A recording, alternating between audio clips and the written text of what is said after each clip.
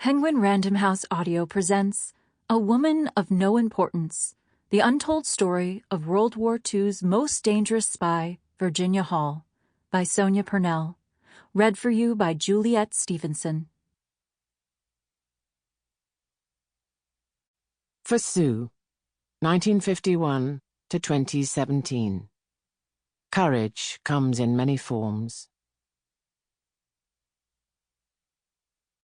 The ideal subject of totalitarian rule is not the convinced Nazi or the convinced communist, but people for whom the distinction between fact and fiction, i.e. the reality of experience, and the distinction between true and false, i.e. the standards of thought, no longer exist.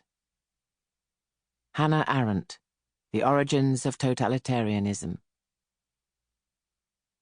It is from numberless, diverse acts of courage and belief that human history is shaped.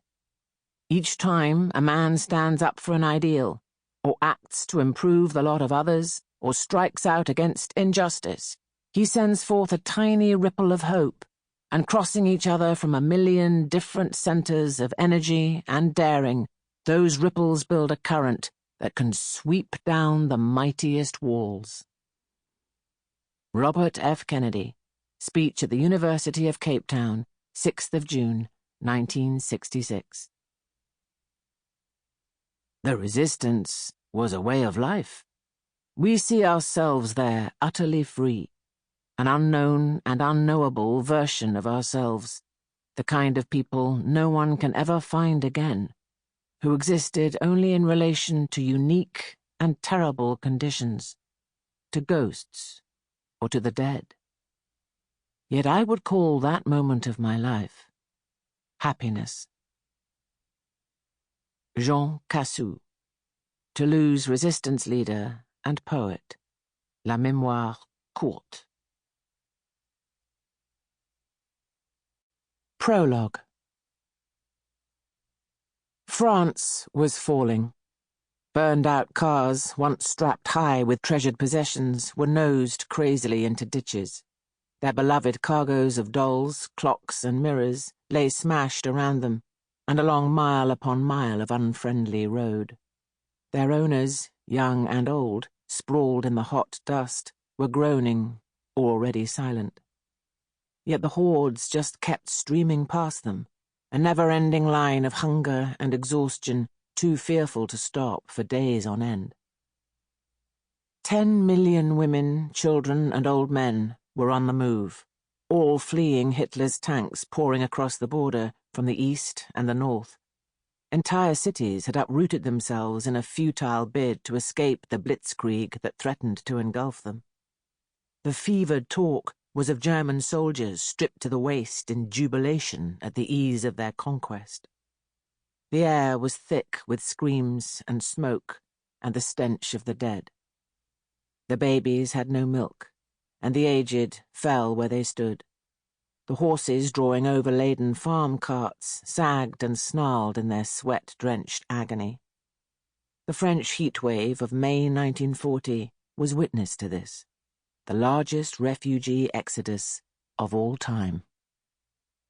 Day after day, a solitary vehicle weaved its way through the crowd, a striking young woman at the wheel.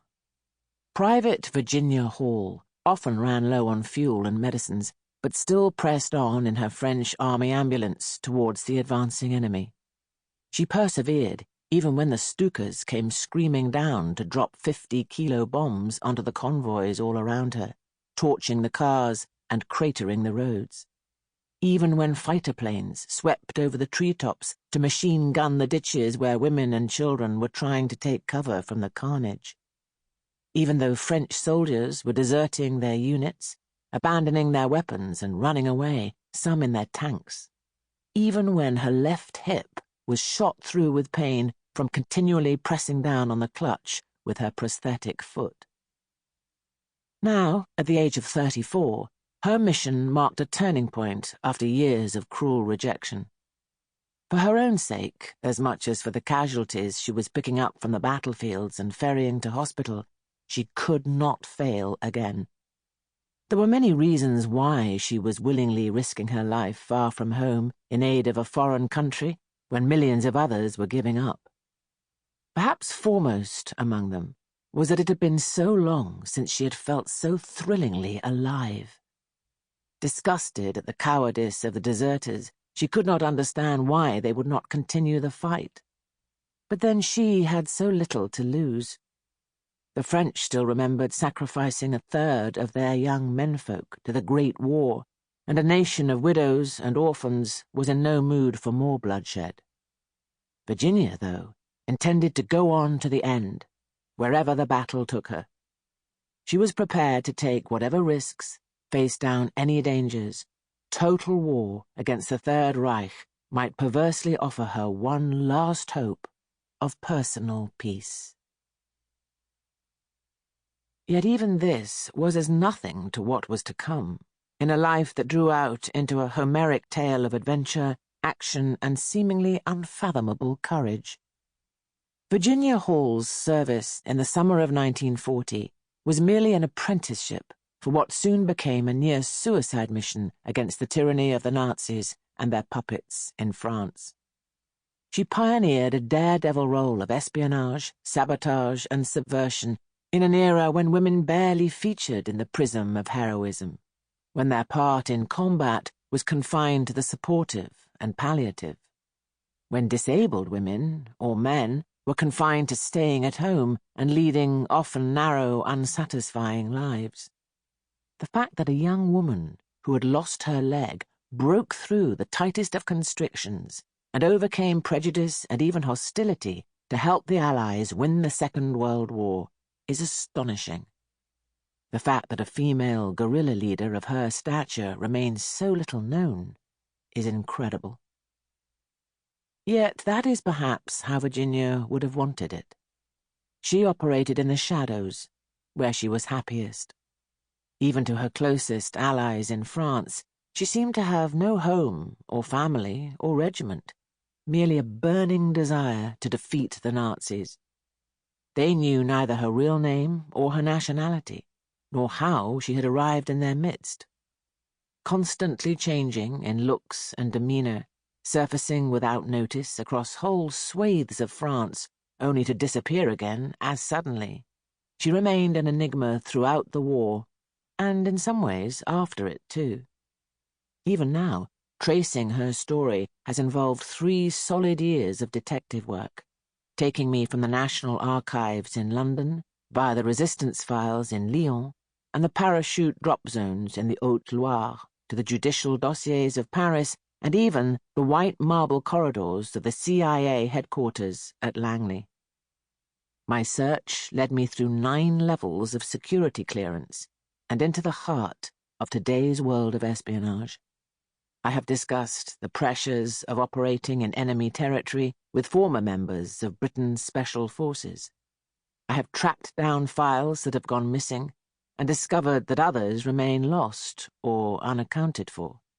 I have spent days drawing organigrams matching dozens of code names with her scores of missions, months hunting down remaining extracts of those strange disappeared papers, years digging out hundreds of forgotten documents and memoirs. Of course, the best guerrilla leaders do not intend to keep future historians happy by keeping perfect records of their overnight missions, and those that do exist are often patchy or contradictory. Where possible, I have stuck to the version of events as told by the people closest to them.